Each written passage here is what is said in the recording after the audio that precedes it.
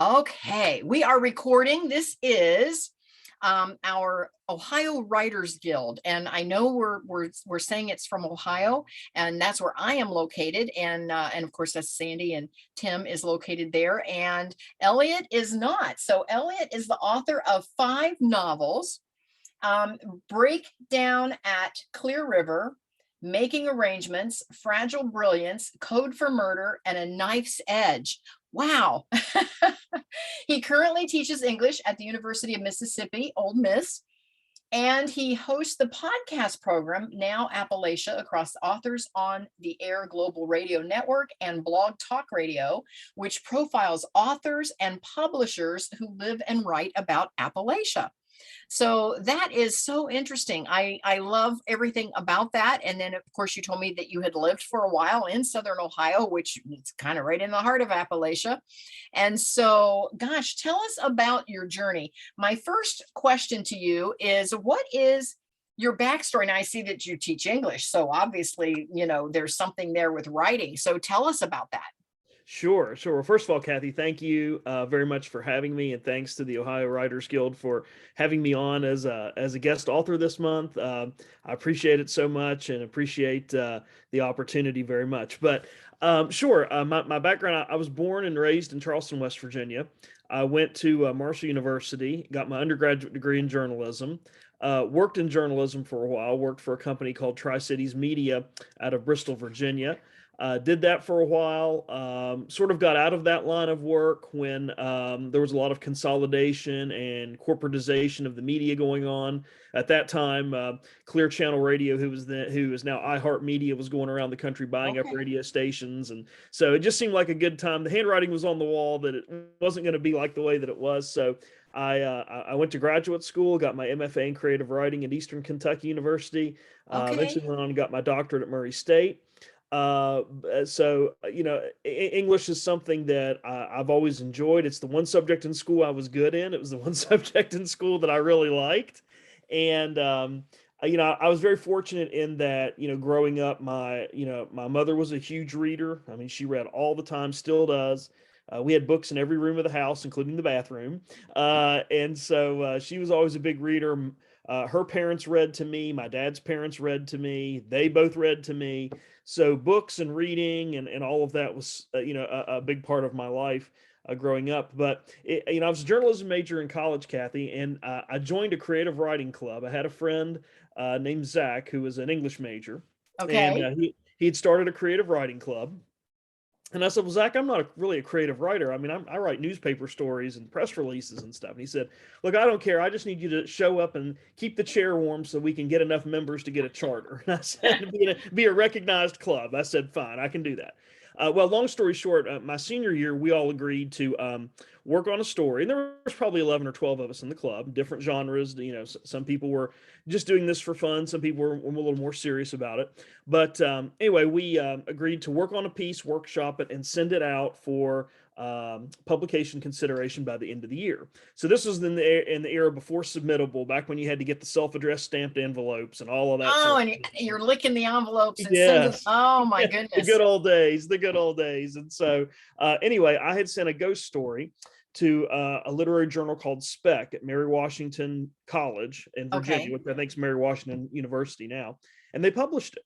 And that was the Were you surprised? I'm totally surprised, because I thought, first of all, I know Mary Washington is a very good school. And I thought, this is a journal that has standards and has expectations. And they're just going to get this little flim-flam ghost story from some kid in West Virginia. They're not going to want to read this. And so anyway, so they published it. And that's really kind of where I started to feel like, somebody might actually want to publish something that I had written creatively. And so I ended up, moving back to the area for graduate school, moved to Southern Ohio, as I was talking about with you earlier before we started. So I lived there for 11 years.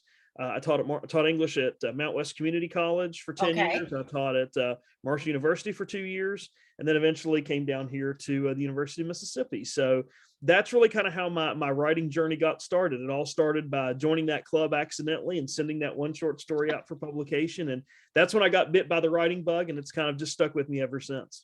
Okay, so now that's what motivated you to start. But now give us some of the logistics around that. I mean, so now you woke up one morning and you said, I think I'm going to write a book.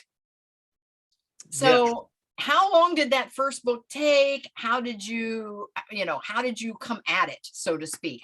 We have a lot of newbies in the group. We have some folks that are just starting to write, and they're kind of like, I have these stories, they're in my head. How do I get them out on paper? How do I logistically, how do I actually turn this into a book?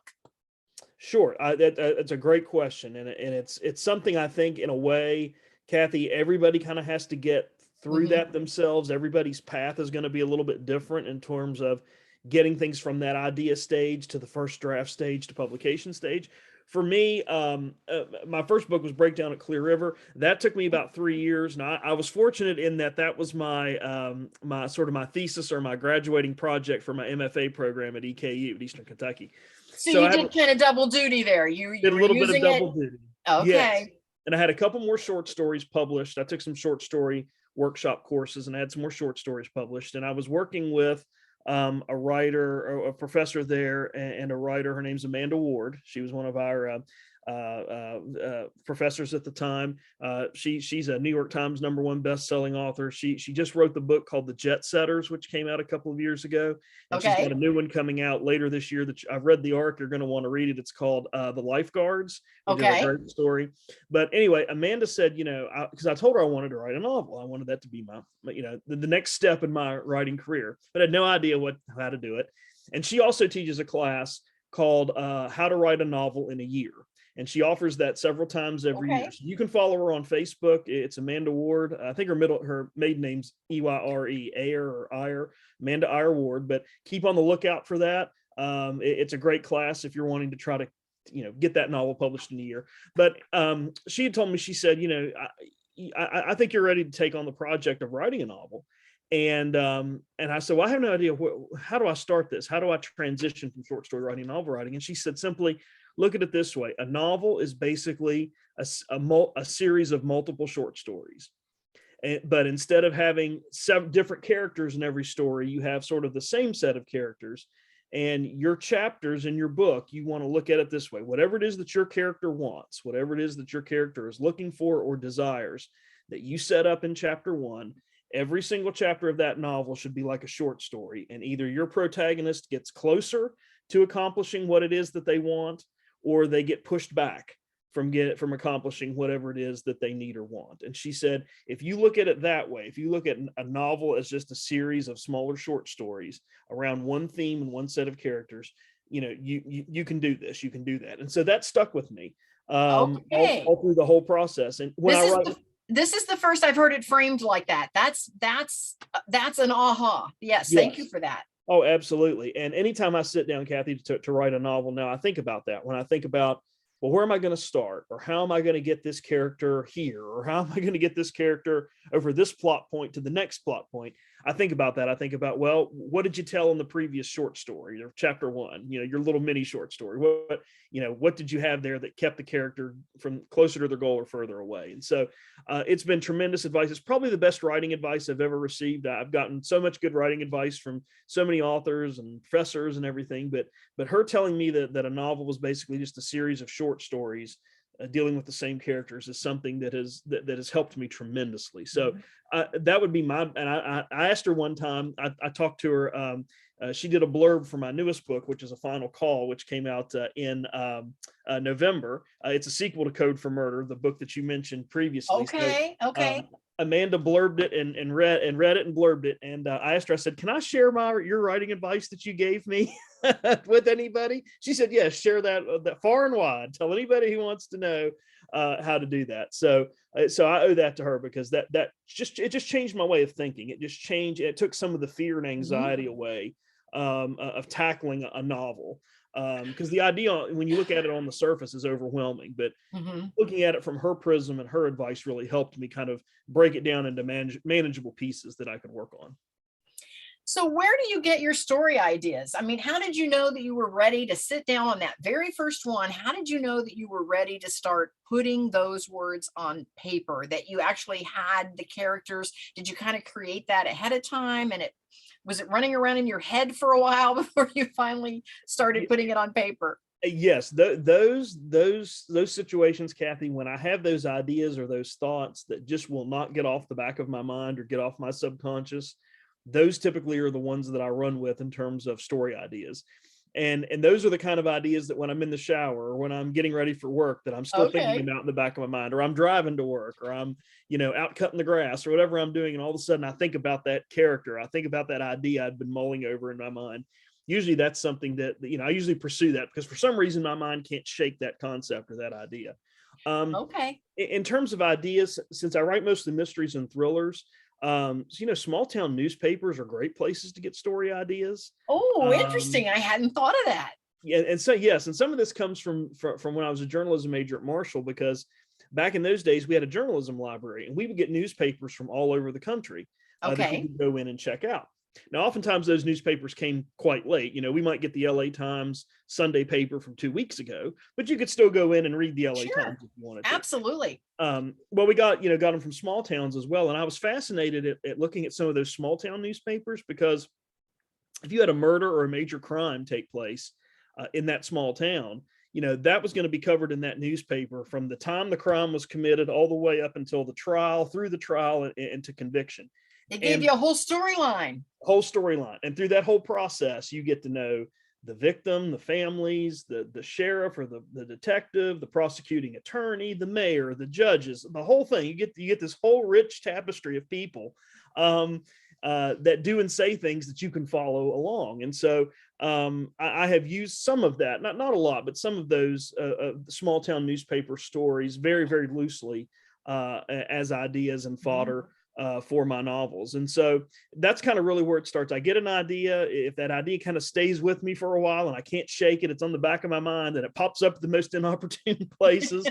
That's usually one that I'll go with. And then just kind of following some small town newspapers. And now we can do it online relatively easily. We don't have to have the physical newspaper. Exactly. Okay, for those of you that are listening, tell me in the chat, where do you get your ideas for your storylines? Just give us some samples of where you might get some ideas. Is it from your grandmother, or is it from a newspaper, or are you following blogs? Where do you pick up some of your story ideas? So let us know in the chat. You are in the Ohio Writers Guild meetup tonight, and we are talking to Eliot Parker, and he was giving us some great tips and tricks on some storylines and how he got started. I want to ask you next, Eliot, how do you find time to write? You're teaching, do you have a family, or how in the world do you find the time to actually write? I have a lot of folks that come to me and they go, I've got the ideas, I know the storyline, I know how to put together the story, I just don't have time to sit down and actually write a novel. So how do you create that time for yourself? Well, when I was living in Southern Ohio and working in West Virginia, the time that I got up and wrote was really early in the morning, like 5:30, something like that, before everybody in my house got woken up and before the animals needed fed and watered and walked and all of those things that happens as a part of the morning routine. I was teaching a lot more then, and I had a lot of other responsibilities going on there. I was pretty active in the literary community there in the tri-state area. So that was a pull on my time. Now that I'm at Ole Miss, my schedule is a little more flexible. I'm not teaching quite as much as I was before. So I have more built-in time during the day. I'm not having to get up so early in the morning and write. But basically how I do it, I don't put myself on a word limit or a word count. I know some writers do that. They say, I'm not getting out of this chair until I've written 500 words. I tend to do time limits when I write. I try to give myself at least an hour and a half to 2 hours, because I feel like that gives me, time to make progress, but also gives me time to kind of get in the flow of writing and get in kind of that mindset and get into that space of the characters and story that I'm working with. So I give myself between an hour and a half to 2 hours. I try to write 4 or 5 days a week. And some days that's weekends off, some days that's writing weekends and taking days off during the week. But basically how I do it, Kathy, is I just schedule time in my calendar. Okay. I have calendars in our phones and on Outlook, and I use one of those old-fashioned at-a-glance calendars that I can put on the wall and see everything. I'm a very visual person, so I have to see it in front of me. But I just block off time, and I'm fiercely protective of that writing time. If I've blocked out, let's say tomorrow from 9 to 11 to write, then from 9 to 11, that's what I do. I turn off the Okay. television. I turn my cell phone on silent. I don't, I don't watch television. That's writing time, and I'm very protective of that writing time. And if somebody says, "Hey, let's go to breakfast," or "Hey, you want to go have coffee?" and I say, "No, sorry, that's my writing time." And I do that for a couple of reasons. Number one, it helps me get into the routine of protecting my writing time. But number two, if you let things eat into that writing time, you won't make the progress that you're trying to make on whatever project it is you're working on, not just a novel, but a short story or a poem or whatever it is that you're working on, because there's so many things that will pull on that time, not just friends, but there will be laundry to do and dishes to wash and grass to cut and cars to wash and all these other adult things that we have bills to pay, all these other adult things that we have to do. So that's how I do it. I just block off time in the week to do it. I'm fiercely protective of that time. I kind of keep that sacred. And I try to make as much progress as I can. Some days in that 2-hour block, I write 500 words. Some days it's 100 words. Some days it's maybe 50 words. And then I'm kind of thinking in my mind, what am I going to do with this character next? And so it does a lot of different things. It's not always necessarily writing time, but that is my sort of my quote unquote writing time. And I've just found that that's the only way I can do it, because if I wait for the inspiration, or if I wait for the perfect time during the week, it never comes, or there's always something that comes up that pulls on that time. And so, well, and then weeks go by, and I've right. had folks tell me that I've been trying to write this book for 10 years. And I'm like, what? Yeah. Oh, absolutely. I was thinking about that before when I was kind of going over my calendar for tomorrow and the rest of the week. I thought, my goodness, I can't believe it's already mid-March almost. Yes. And here at Ole Miss, we're at midterm, and we're going to be getting ready for, the end of the semester and graduation and Easter and all these things before you know it. And I swear it just seems like yesterday I was sitting down and kind of scheduling out my writing time for the semester in January. So you're right. It goes by incredibly fast, whether you want it to or not. Right. And you're right. You just have to carve out time and just put it into your schedule, just like you do for work and exercise and fixing dinner and running errands, because otherwise it's difficult to wait for the right moment, because that right moment just doesn't come very often. Now, some of us might be living in a space that's not all that big. And do you have a private office that you can close the door and write? And if folks don't have that, how do you flag the family's attention that, hey, I'm writing here? That's a great question. I'm fortunate in that I have my house has a third bedroom that is kind of a guest bedroom, but it's basically my office. Okay. And it's it's down on the first floor, and it's towards the back end of the house. So I can go back there and hide, and you really have to come find me from the living room or from upstairs to track me down. But sometimes I switch it up. Sometimes I will go to somewhere like Panera Bread and write. Sometimes I'll go to a coffee shop and write. I'm in a critique group with 3 other writers, and sometimes we have what we call working writing meetings once in a while, and we'll just all get together, bring our laptops, and just write for a couple of hours. So I mix it up from time to time, particularly if I feel like I'm in a rut, or I'm, 2 or 3 weeks have gone by and I'm really not making any progress on what I'm trying to accomplish. Then I'll change it up. I'll go to Panera Bread, or I'll call my critique members and say, hey, this Saturday, let's go to Grindhouse Coffee, and let's just have a writing session for a couple of hours. So that would be my suggestion. If you don't have that designated place, or if your spouse or your children are always after you, or your pets, or a combination of all of them that are after you, go somewhere where the ambiance is conducive to writing. I know some writers, we don't have a Barnes and Noble in Oxford. We do have one in Tupelo, but a couple of my writer friends that are in my critique group live in Memphis, and there's a couple of Barnes and Noble stores in Memphis where you can go and sit down by the coffee area and write, and they'll go there and write. So, just anywhere you can find that kind of is conducive to writing, or kind of puts you in the mindset to write, it is a great way to kind of get around the problem if you don't have a place at home to do it. I love that. I love that. For those of you that are wondering, I do have an expandable screen up behind me, because behind that is my kitchen. So I do not have a private office. I work from the corner of my kitchen. I used to have a private office, but for those of you that know me, know that I also teach passive income lanes other than writing, and I teach also about long-term and short-term rentals. And I actually run a bed and breakfast in my home. So I've rented my extra rooms. And so I have moved my office into the kitchen, but it works because it's just me and Mark, and he knows when my screen is up that I am on air. So that's kind of our signal. Um, David says that he gets his ideas, back to that last question in the chat box, that he gets some of his ideas from personal life experiences that shaped his thinking, and also a diary written by someone else. That's kind of interesting. Sandy says, for me, whenever I hear myself say, wouldn't that be interesting if, or I wonder what would happen if, you know what? That's perfect. I love those. Yeah. So thank you for those. Yes. Those are some great tips.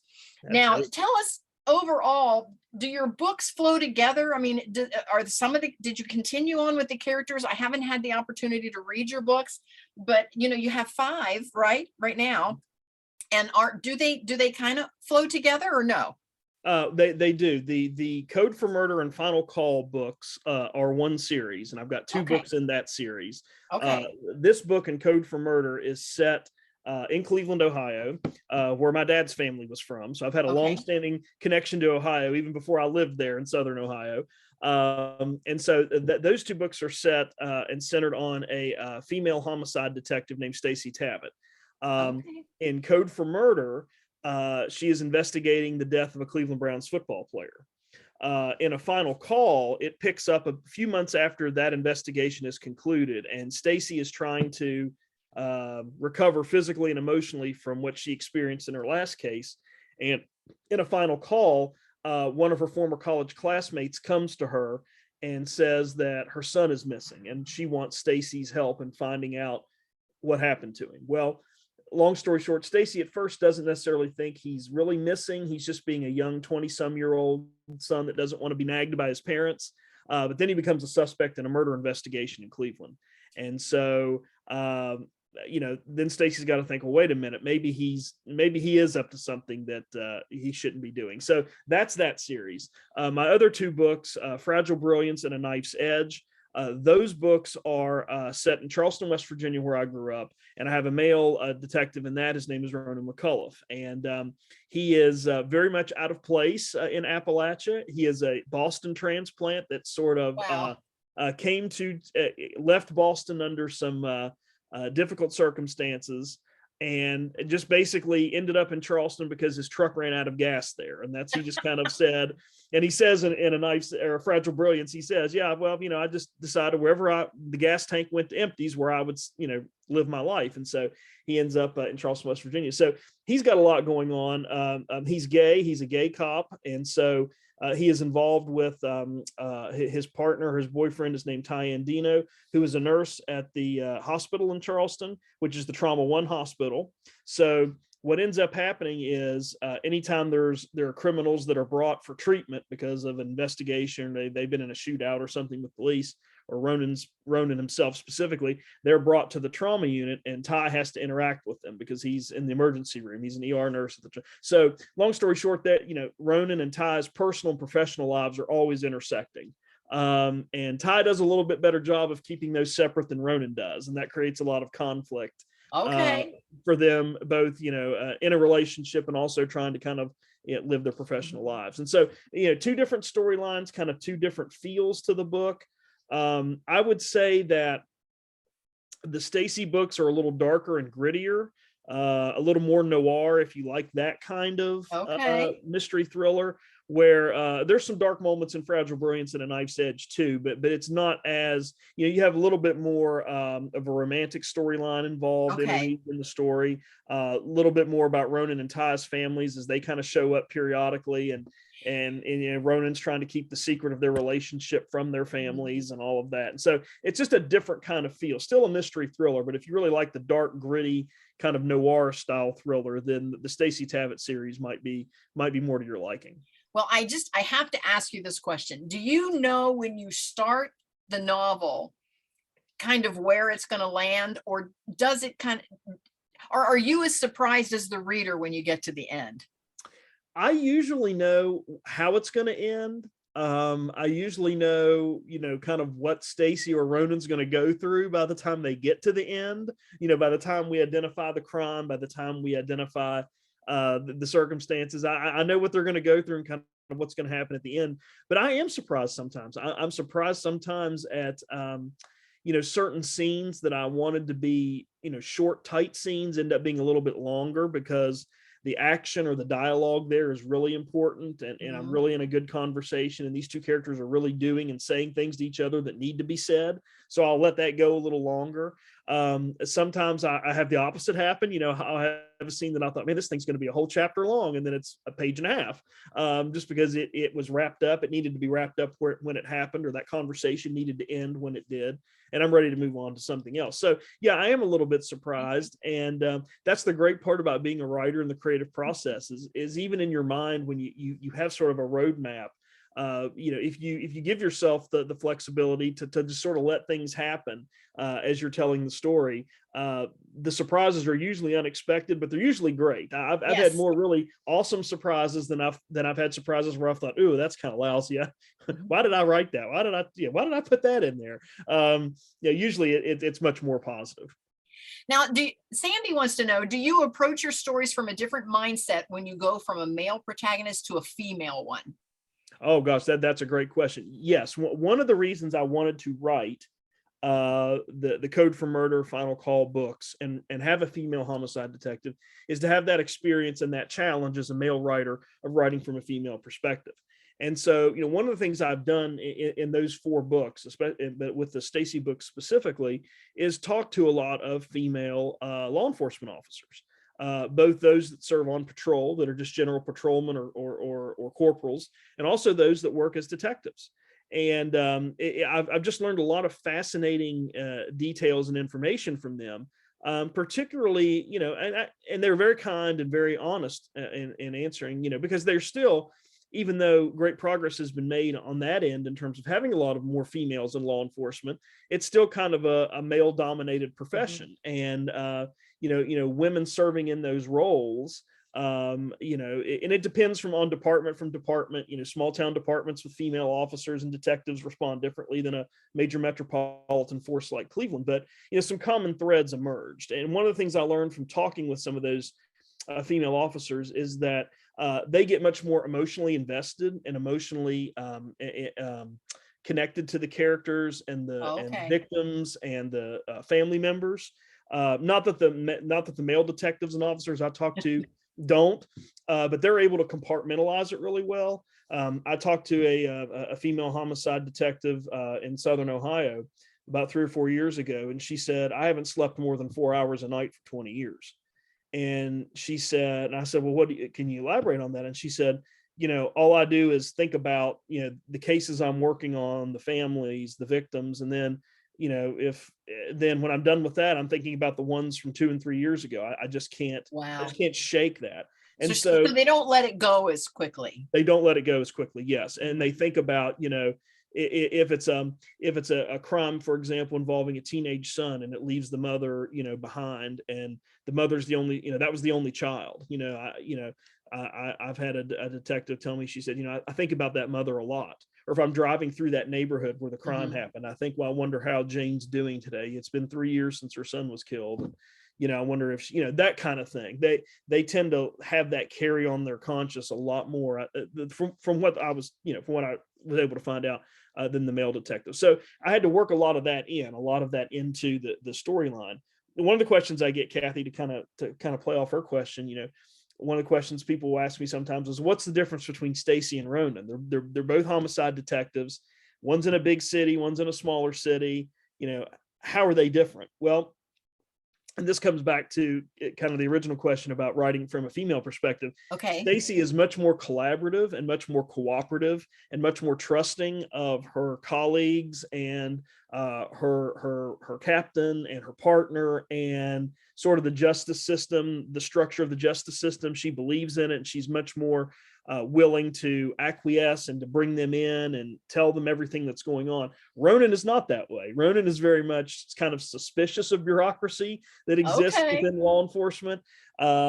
He's someone who, if he gets a gut instinct, he goes with it. He doesn't necessarily tell his captain or his partner or his unit, hey, I've got this hunch, I'm going to pursue it. He just does it. and then kind of operates under the, well, it's easier to ask for forgiveness than permission concept, which gets him into all kinds of trouble because he's kind of going on a rogue streak or rogue. Yeah, but what a great storyline, because you can take that so many different directions. Absolutely, absolutely. So that's something too I learned in talking with some female law enforcement officers too, is that the general sense I got from talking to several of them is that they are much more willing to kind of work within the confines of the structure of the department or the structure of the unit that they're in, and be much more collaborative. Where some of the male officers I talked to kind of were like, yeah, if I have a hunch and it's 2 o'clock in the morning, I'm going to go for it. I'm not going to wait till the captain comes in at 7 to start his shift or her shift or whatever. I'm going with it. And so I try to work some of that into the Stacy books as well, so you see some of that, which makes her different from how Ronan behaves in a lot of his circumstances. Well, Sandy says thanks. She can see the difference now, and she appreciates that you focus on such details, whether they appear in the story or not. So you have to have this clear vision of who this person is as you start to write, and what their personality type is and how they do respond to things. Do you find as you're writing that maybe you make that personality a little more edgy as you're writing? I do. I think so. And I think that, depending on the circumstances you put your character in, or in this case, Stacy, the circumstances, or how much pushback she gets. And we were talking earlier about, every chapter in a novel is kind of like a short story, and right. Your character either gets closer to getting their want or need, or gets pushed back farther. Well, depending on how often and how severe Stacy gets pushed back, it does kind of leave her with a little bit of a hard edge. And one of the things we see in A Final Call, I firmly believe too, just as sort of a side note, if you're writing a series, this is a challenge to writing a series for me personally. You want your character to have some of those core values and personality traits that you were talking about, Kathy, but you also don't want them to be the same at the end of book 2 as they were at the end of book 1. And so one of the things we see in A Final Call, for example, with Stacy, is that she does get a little more edge to her, and gets a little, I don't want to say harsher and nastier, but she's more willing to call out people for not doing what they're supposed to do in A Final Call than maybe she did in Code for Murder. She still works within the structure of the department, is still collaborative, and still reaches out to her colleagues and the prosecuting attorney's office and all of that when she needs to. But there's several scenes where she feels like her partner, for example, Austin Serrera, is not pulling his share of the weight, or he's kind of dragging his feet on certain things in the investigation that needs to be done. And she just calls him out on it. She just says, look, you're not working fast enough. Or she has one scene kind of middle of the book where they're kind of standing by the cubicle of desks, and the captain's there and everybody's kind of clustered around, and she just berates him for getting something wrong, or not asking a question, I think it was, of a witness, a key witness that they're trying to investigate. He comes back later, and then he kind of disappears for a couple of days, couple of chapters. You don't hear from him. And he said, I don't appreciate how you dressed me down in front of the captain and in front of my colleagues. I've been here as long as you have, and no one should deserve to be, talked to like that in front of their colleagues and their supervisor. So she gets a little harder edge to her in this book. But again, that is a result of kind of the pushback she's getting from trying to find out, what Monica DeVito's son Colton was up to. What, did he commit this murder? What's he really involved in? Yeah, that's all out of her frustration. Yes, it is. And so she's a very different character by the end of A Final Call than she was at the end of Code for Murder, but she's still got those core traits. And I think that's really important if you're writing a series and you're going to keep this, particularly if you're going to keep this character for several books, 4, 5, 6, 7, 8 books, you want to see more of their personality emerge, and you want to see how they handle and react to the stress and the pressure that you put them through and stress you put them under. But they've got to have those core values that made readers fall in love with that character to start with, because that's what's going to keep a reader hooked in and engaged and keep them reading, is they know that Stacy's going to, when all else fails, she's going to do X, Y, and Z things, even if she has moments where she's, not real happy with people and not real happy about what's going on. I'm excited. I can't wait now to read. I'm an avid reader. I think oftentimes writers are readers, and we have the love of books. Like you said, you had books everywhere in your house. I do too. I've got books everywhere. I've got them here next to my computer. They're next to in the TV room. They're in the bedroom. I've got books everywhere. And so I get that. And I'm excited now to read your books. I feel like I've gotten just enough of a sneak peek that it has really sparked my interest. So my question is, when you're writing your books, do you have a picture of who your audience is going to be as you're writing?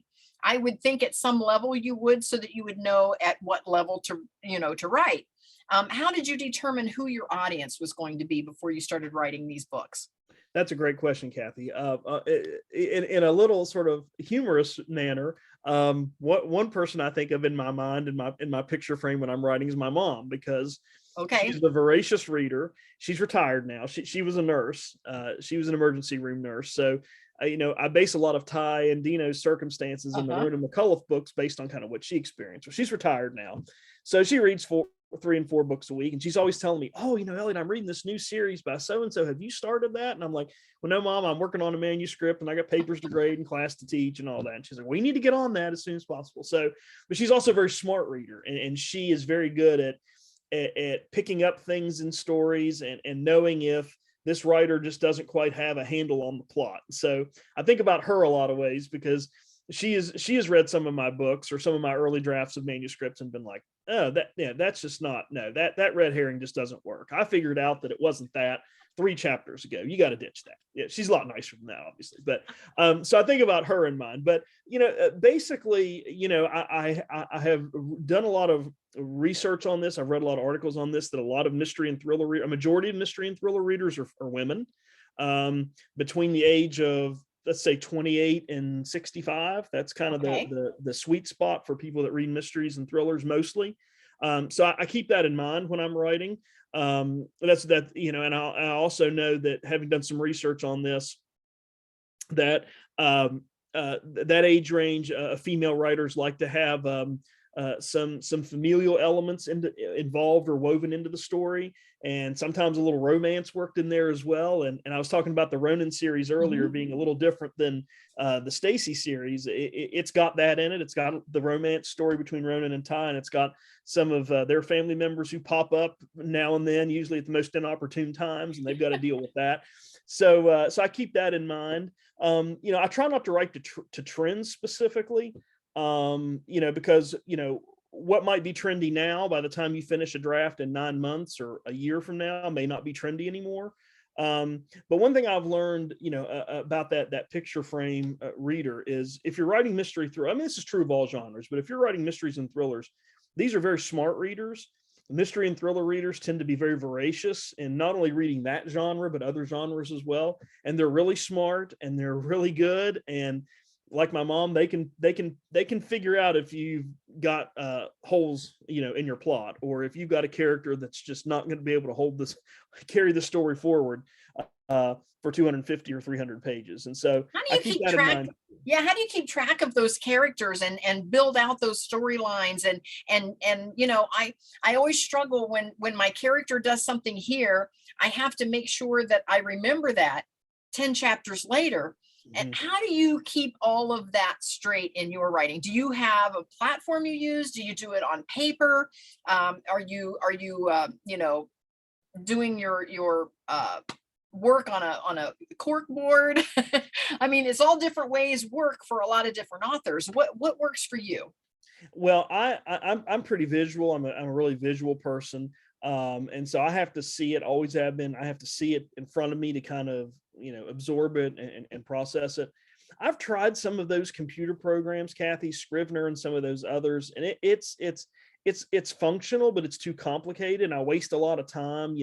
It's almost, Scrivener to me is like 35 Excel spreadsheets built into a database, and you're clicking cells and dragging cells and clicking here and highlighting this. And I just waste way too much time with that. And I tried that a couple years ago. Someone got me a subscription, or a trial subscription, as a Christmas gift. And Okay. I fooled with it for 30 days or a month and a half or something like that. I just couldn't. I was wasting way too much time trying to make sure I had everything in every cell populated, and it was Okay. so I went back to my tried and true method, which is I just use a big post-it note board. Okay. And I'm on first name basis with our good friends here at Office Depot in Oxford, because I'm in there all the time buying post-it notes. And I have color post-it notes. Pink is for characters, green is for setting, blue is for plot points, red is for antagonists, purple might be for minor characters. Okay. And so I'm just all constantly moving those around, and that helps me kind of linearly see where I am.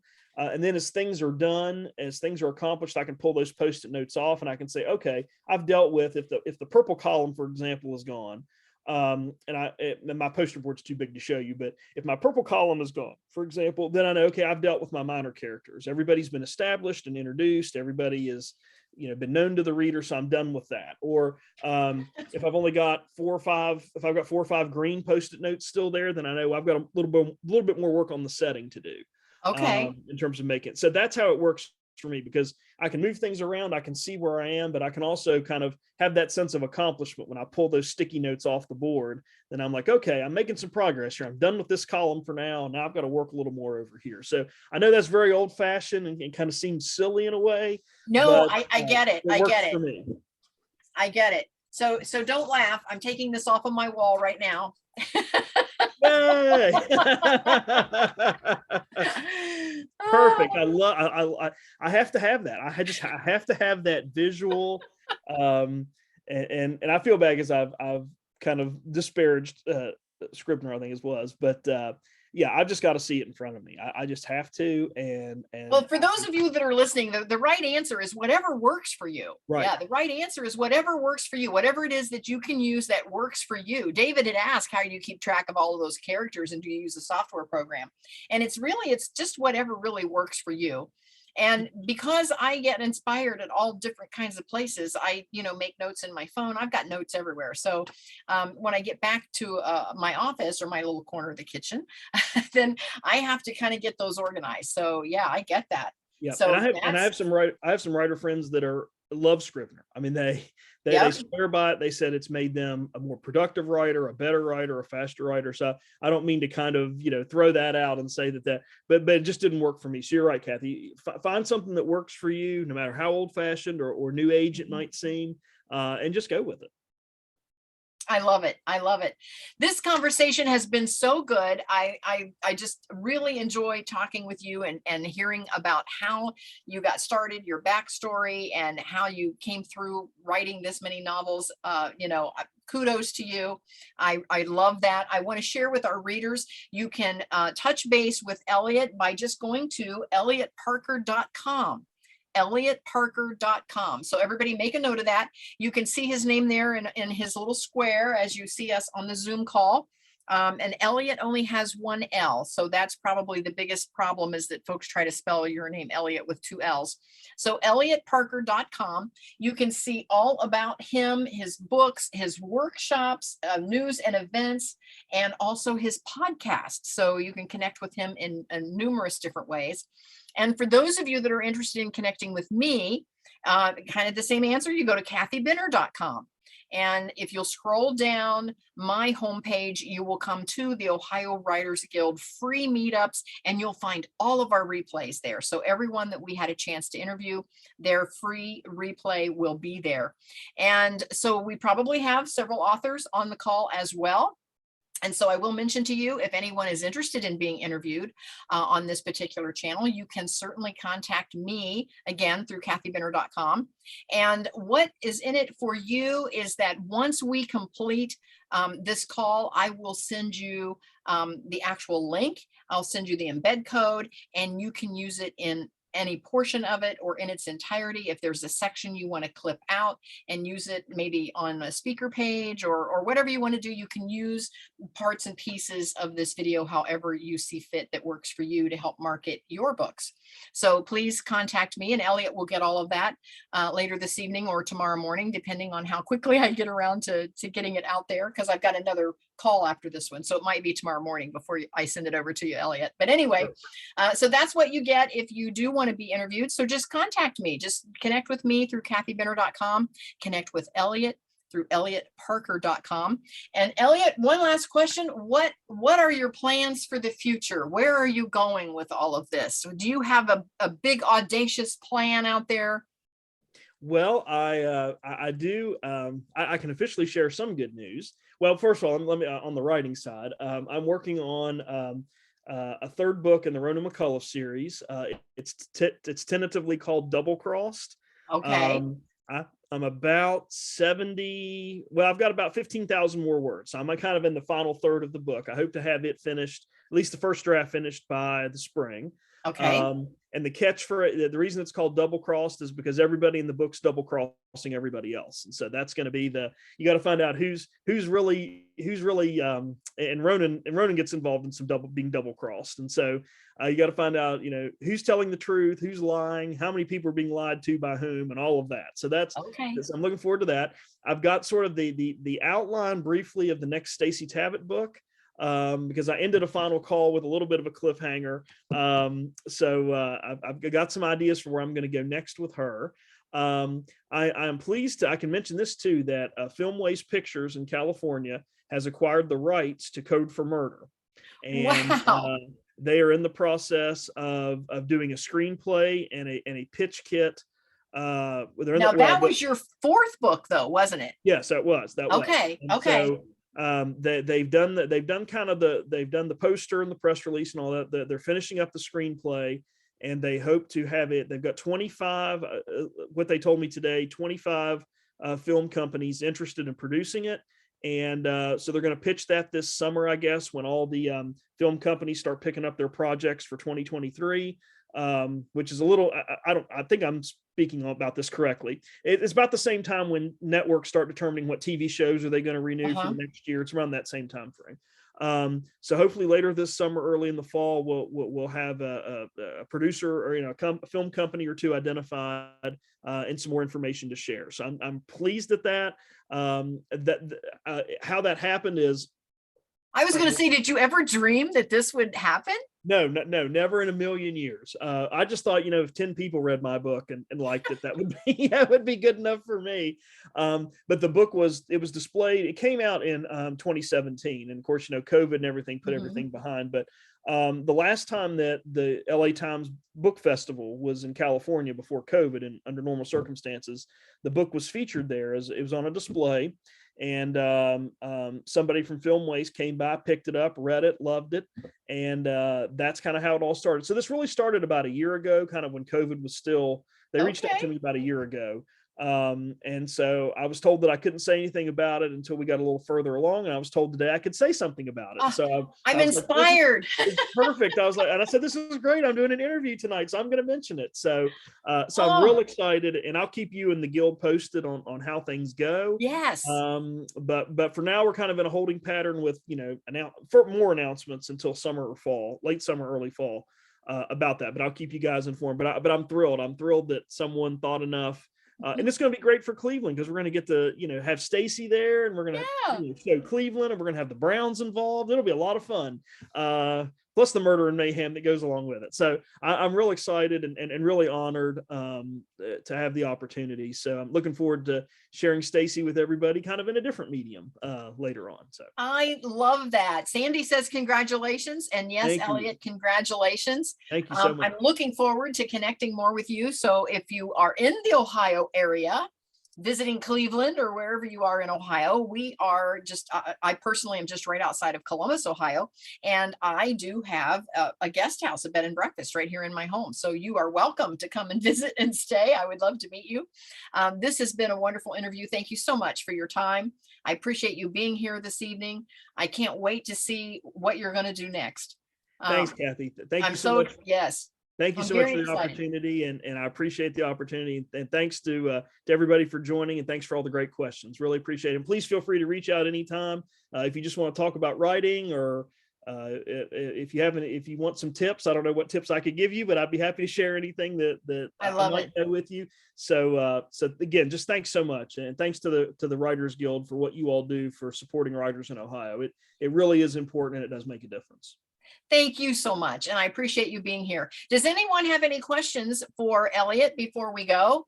We've been kind of fielding questions as we go along, but if anyone has any final questions or comments, you can drop those in the chat. Again, you can connect with Eliot. Just go to eliotparker.com and you can see his books, his workshops, his news, events, his podcast, and then he also has a way there that you can connect with him if you want to. And Tim says it was a great interview. Yes, thank you, Tim. Thank you for being here with us. And again, go to kathybinner.com, scroll down to the Ohio Writers Guild free meetup, and you can find all of our replays. And I'll put the connect in there as well, and how you can reach Eliot. And I'll also put a reference in there about Amanda Ward. That was a good little tip. So I'll mention that as well. She's a great writer. You'll love everything that she has written. She's just a wonderful, wonderful storyteller and a great person. Good. Again, thanks for being here. And with that, we're going to sign off. And everyone, please join us again. It's the second Tuesday of every month at 6:30. Put it on your calendar. And same link that you used today, we keep the same link every month. And so just sign in each month. We'd love to have you. And we'll talk to everyone soon. Thank you so much. We're getting buys and great interview. And Eliot, again, thank you. And you'll be getting an email from me later tonight or tomorrow. Sounds great, Kathy. Thanks again for everything. Really appreciate it. All right. Thank you, everyone. We'll talk to you soon.